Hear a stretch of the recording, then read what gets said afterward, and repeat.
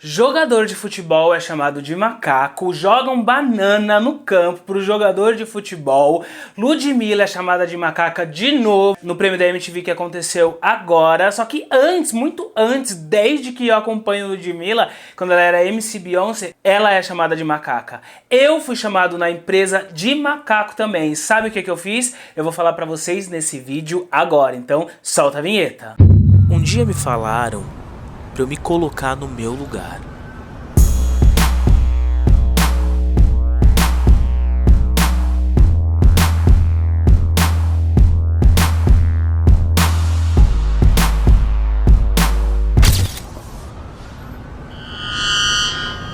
O nosso lugar é aonde quisermos estar. Mano, eu não consigo entender porque todas as vezes que uma pessoa ficar com raiva de alguma coisa que outra pessoa, seja tipo ela preta, parda, que o povo fala que a gente é pardo, né? Mas na hora que fica com raiva, chama a gente de preto ou de macaco. Por que será que as pessoas teimam em xingar a gente de macaco? Gente, a resposta é muito óbvia. É o racismo nosso de cada dia. O racismo estrutural, o racismo institucional e mais uma vez Ludmilla foi chamada de macaca. A primeira vez, na verdade as primeiras vezes foi quando ela era tipo muito nova, que ela era MC Beyoncé. Eu sempre via, tipo lá ainda no Facebook, no Orkut, a galera xingando a Ludmilla de macaca. Um cara chamado Marcão do Povo chamou a Ludmilla de macaca ao vivo num programa da Record. Ele foi demitido e aí depois, posteriormente, ele foi contratado pelo SBT e hoje faz um programa matinal. O cara chamou a menina de macaco e agora tem um programa matinal. E agora alguém, sabe-se lá quem, xingou ela, a Ludmilla, quando ela tava subindo lá pra receber o prêmio. Gente, temos um problema de racismo estrutural aí. E eu vou falar pra vocês que isso é crime. Você chamar uma pessoa de macaca é crime. Mas vamos lá, o que eu devo fazer quando eu, como empresa, ou eu, como pessoa preta, ser chamado de macaco? Eu vou contar uma história, gente, do que eu fiz quando isso aconteceu comigo, pra que você saiba lidar exatamente com isso. O ano era, acho que era 2016 mais ou menos, eu já estava formadíssimo, já estava felicíssimo naquelas, né? Trabalhando numa produtora, eu trabalhava na pós-produção. O que é a pós-produção? É aquele setor das produtoras que recebe todo o material depois que é filmada alguma peça audiovisual, tá ligado? No nosso caso era bastante publicidade. A gente pega, a gente monta, a gente coloca cor, a gente manda pra produtora de áudio, enfim, a gente finaliza, né? A pós-produção é a finalizadora e aí a gente manda pro nosso cliente, que no caso pode ser uma empresa, pode ser uma emissora, pode ser uma agência de publicidade. E o meu papel era esse, era orientar a nossa equipe, né, do que a gente deveria fazer. E um dia, gente, eu tava finalizando um filme publicitário, e o diretor, ele simplesmente sumiu. Esse diretor, ele era um diretor muito difícil de lidar, ele era muito infantilizado, mas a gente aceita isso no mercado publicitário porque tem muita gente que tem um ego muito inflado, e não generalizando, mas tem muita gente que não teve que correr atrás, que nem a gente da favela, nós pobres, pretos, corremos desde que a gente nasceu pra ter, sei lá, pra ir no McDonald's, tá ligado? E lá tinha essas pessoas. Esse cara, ele era muito infantil e ninguém queria trabalhar com ele, só que, cara, eu sou um cara muito didático. Eu acho que se eu não fosse cineasta, juro pra vocês que eu ia ser professor, porque eu gosto de ensinar, eu gosto de sentar e falar, amiguinho, olha, é isso aqui, enfim. Por isso que todo mundo gostava de trabalhar comigo. E aí, nesse belo dia, esse cara, ele contratou um montador que era amigo dele, só que eu era o chefe do montador. E ele era amigo do montador e ele era o diretor do filme, enfim, ele era o master do blaster do blá. E aí, gente, esse cara sumiu e já era tipo quase meia-noite e eu precisava ir embora. Só que teve uma alteração, a gente tava fazendo um filme, era um filme pra uma rede de fast food e eles não gostaram de uma cena. E eles pediram pra tirar essa cena, só que só quem pode mexer é o montador. E eu, como chefe do montador, liguei pro montador e falei, cara, você precisa voltar, que a gente tem uma alteração, a gente precisa tirar uma ceninha que o cliente não gostou. E o cara pegou e me falou, olha, eu volto daqui a 1 hora. Eu falei, não. Como assim? Você saiu sem me avisar e você vai demorar 1 hora? Tipo, quando você voltar vai ser quase 1 hora da manhã. Não pode. Aí o cara pegou e se cresceu, mas eu estou com o diretor. Aí eu, falei, amigo, então, o diretor, ele é o master, mas você tá trabalhando pra mim. Volta agora. Gente, eu fiquei louco, fiquei possesso. Só que eu sou muito profissional, gente. Eu respiro 3.567 trilhões de vezes. E aí eu pensei numa solução rápida. Chamei um assistente para fazer essa alteração, eu ia mandar pro diretor, né, MP4, ainda bem que a gente tá na era da tecnologia, pro cara aprovar. Porque o diretor também deveria estar lá, mas não tava. Aí eu pedi pro assistente fazer, só que nesse meio tempo, o cara lá, o montador, ele chegou. Aí ele falou assim, olha, eu posso fazer alteração, me dá aqui que eu faço. Eu falei assim, beleza, já tinha feito, vocês conversam aí. Daqui a pouco o montador chegou e falou assim, o diretor quer falar com você. Aí eu atendi o telefone, né? E aí, gente, o diretor começou a me xingar. Começou a falar um monte, começou a gritar. E, cara, eu não suporto. Eu não suporto que gritem comigo, ainda mais eu sendo tipo um profissional exemplar. Eu sei que eu sou um profissional exemplar. Não tô achando não, gente. Eu sou muito metódico. E aí, ele começou a me xingar, eu falei assim, de boa, com todo respeito, você já tá excedendo. Ele tá falando palavrão, gente, tá falando um monte de palavrão. Eu não sou obrigado. Eu falei assim, cara, eu vou desligar e eu não vou mais te atender. E aí eu desligava. E o cara continuava a ligar. Aí uma hora eu atendi. Vou até fazer aquele cena. Eu atendi e falei, por favor, deixa eu trabalhar, você tá excedendo, amanhã eu vou reclamar com o meu chefe. Aí ele começou a xingar meu chefe, falou que o meu chefe era um filho. Começou a falar um monte de coisa. Mano, meu sangue foi esquentando. Eu falei, eu não vou mais falar com você. Aí ele pegou e falou assim, você também é um moleque, começou ontem, você é um... Aí eu, mano... Aí eu fiquei louco, maluco, falei assim, olha, quer saber? Gritando, gente. Juro, só que, mano, eu comecei a gritar, só que eu ainda consigo manter a sanidade. Eu falei, eu não posso xingar esse cara, mas eu vou gritar com ele. E aí eu gritei e falei assim, chega! Eu não aguento mais, eu tô aqui trabalhando, cara. Quase 1h da manhã e você gritando comigo, eu vou desligar, não vou falar com você. Pá, bro! Mano, juro, o meu sangue, ele começou a subir e eu comecei a chorar. Eu comecei a chorar muito, cara, porque o que o cara me falou era, tipo, muito forte, era muito sério. E aí, gente, como se não bastasse, eu tava lá, né, fazendo minha alteração, mandando, tremendo, eu tremia, gente, eu chorava, eu tremia. O diretor chegou. E aí, gente, ele chegou com cheiro de cerveja, pinga, sei lá o que ele usou, louco, encostou o olho no meu olho, assim, tipo, mano, ele encostou o rosto no meu rosto, com aquele bafo horrível, e falou assim, olha só, ninguém nunca, nos meus 17 anos de profissionalismo, me tratou desse jeito, gritou comigo. Aí eu olhei pra cara dele e falei assim, então, no meu pouco tempo de audiovisual, de produtora, ninguém também nunca gritou comigo, e não vai ser você que vai gritar comigo. E aí ele começou a falar um monte de coisa louco. Sabe a pessoa louca? Ele tava fora de si, gente. Começou a falar um monte de coisa, começou a gritar, E aí eu comecei a discutir com ele.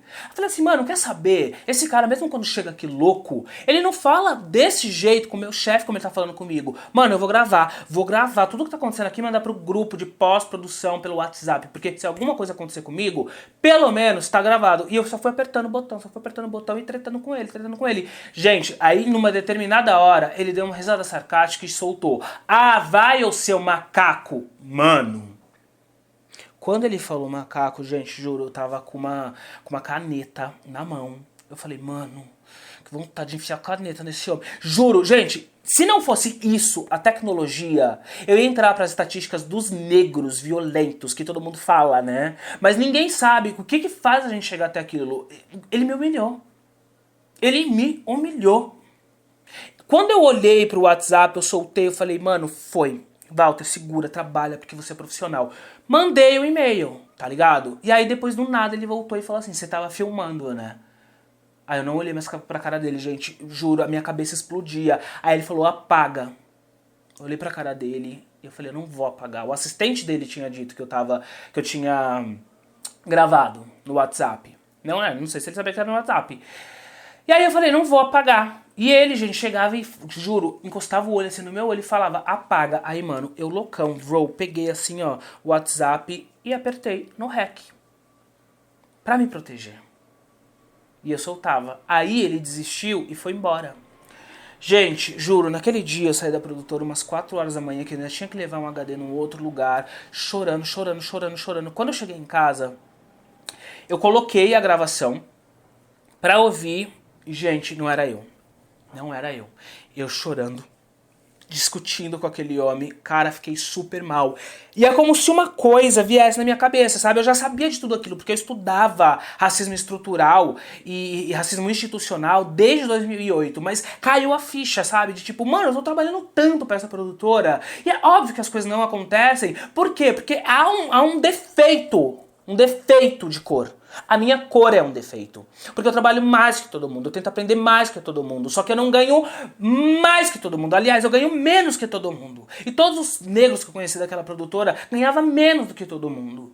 E gente, foi um período assim que eu chorava, o Felipe teve que ser muito forte, porque eu comecei a entrar em depressão. Eu constatei, gente, o que eu já sabia, mas eu ouvi, quando eu ouvi aquele sonoro macaco, eu falei, mano, tipo, é porque eu sou preto. Eu lembro que eu fiquei de cama, e aí um amigo meu veio, tipo Samuca, e ele falou, Walter, a gente precisa fazer o BO. Eu falei, cara, eu vou fazer o BO. A gente fez o BO online, e aí, tipo, isso foi numa sexta-feira. Na segunda-feira, quando eu cheguei, sentei com o meu chefe, falei o que tinha acontecido, mandei os áudios e falei assim, olha, é o seguinte, eu quero que esse diretor me peça desculpas, mas eu não quero desculpas de corredor. Eu quero falar com ele sobre racismo e eu preciso que seja com todos os sócios desta produtora na sala de reuniões. Eu dou uma semana. Dei uma semana, gente, e nada aconteceu. E eu ia cada vez me sentindo pior, sabe? Tipo, doía o coração. Ficava um vazio aqui, eu só chorava, eu só chorava, eu só chorava. O cara não veio se desculpar. E aí, gente, tem uma amiga minha chamada Vanessa Ferreira, ela é a preta ilustra, maravilhosa. Inclusive, ela fez um vídeo comigo sobre mercado de trabalho, eu vou colocar aqui. Ela falou, Walter, você tem que entrar em contato com a Secretaria da Igualdade Racial. Tem um amigo meu lá que trabalha lá, que é o Newton, e ele vai te ajudar. Entrei em contato com esse Newton, fui pra Secretaria da Igualdade Racial. Eu vou deixar o e-mail pra vocês aqui na descrição, tá, gente, desse vídeo. Entrei em contato com o Newton e com a Adriana, gente, foi um suporte, assim, maravilhoso. Eles me orientaram do que eu deveria fazer, eu chorava muito na sala com eles. Foi uma equipe, assim, deles, de estagiário, todo mundo preto, foi lindo, foi maravilhoso. E aí eles me direcionaram pro Ministério do Trabalho e pra Defensoria Pública. E aí eu fui, expliquei tudo pra galera lá do Ministério do Trabalho, gente, 2 dias, juro pra vocês, 2 ou 3 dias depois chegou uma intimação na empresa. E aí, a advogada da empresa falou que agora o diretor queria falar comigo. Eu falei, agora não quero mais falar. Eu não quero falar com ele, agora a gente vai falar em júri. E aí, gente, eu tinha muita preocupação em deixar a empresa fora daquilo, porque eu tinha na cabeça que a culpa não era da empresa, que a culpa era da pessoa. Eu queria ser didático com essa pessoa porque eu trabalhava com ele há 2 anos e meio. 2 anos e meio, a louca, 2 anos e meio. E aí eu procurei o dono da empresa pra conversar e ele falou que não podia porque já tava rolando o processo, senão depois eu ia correr o risco de falar que ele tava, tipo, de alguma forma me orientando a alguma coisa. Eu até achei plausível, enfim, mas fiquei chateado porque eu queria o poder do diálogo. Gente, eu não dormia, eu chorava, e aí a gente foi lá pro Ministério do Trabalho pra fazer uma conciliação. O que é uma conciliação? Antes da gente ir pro criminal, a gente conversa pra entrar num consenso.